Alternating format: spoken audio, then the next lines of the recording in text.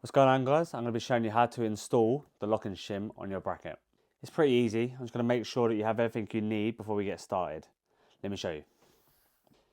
So what we'll get in the pack is the lock and shim itself. You'll get the lock and shim spacer piece, which I'll show you where this goes and how to use this later. And then you'll get 8 M4 by 8mm bolts with Loctite already applied to them, as you can see here. And then you'll also get 2 small 2mm washers. Yep. So first thing we need to do is remove all of these 8 M4 bolts on the existing bracket and get these hinges off.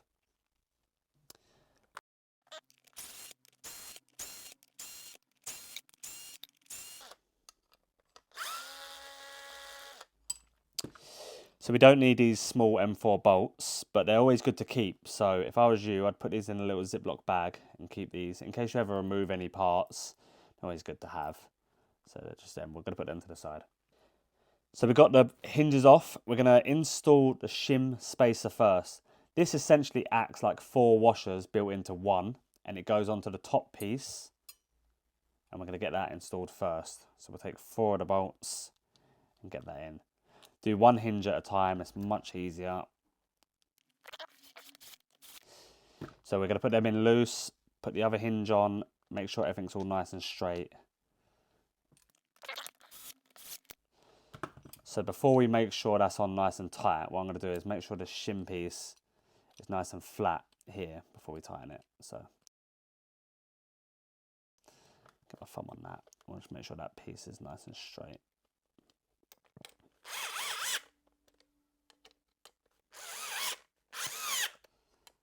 And then the last bolt. Of course, as you can see, we've got the shim spacer piece in here. Looking good.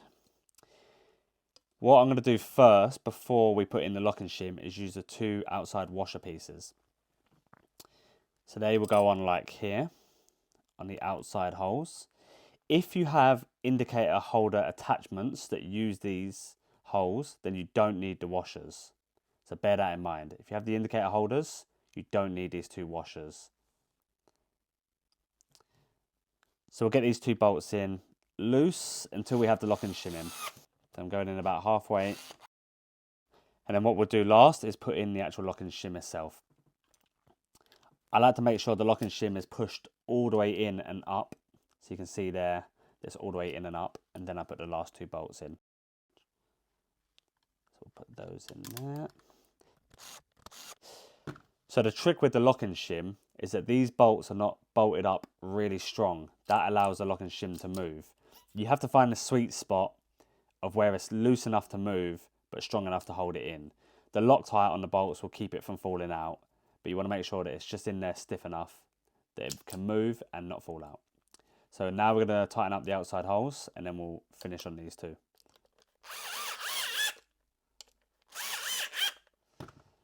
So just by doing the outside ones, this is already a bit stiffer. It's quite nice, but it feels uneven. So we're just going to gradually, manually turn these.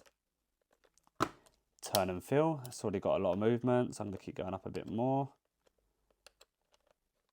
It's feeling a bit better. I'm going to go up a little bit more. That's much better. So that feels pretty stiff.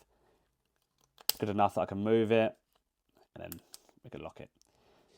So that's all it takes. 1 Allen key, a couple bolts. Just make sure you get the tension right on these 2 middle bolts so that you can pull the shim in and out. Make sure the lip of the shim is also facing outwards so that you can get a grip of it. Otherwise, if it's on the other side, that's where your plate is, you won't be able to grip it. So make sure the shim is facing upwards towards the hinges. That's it. Enjoy. I'll see you on the road.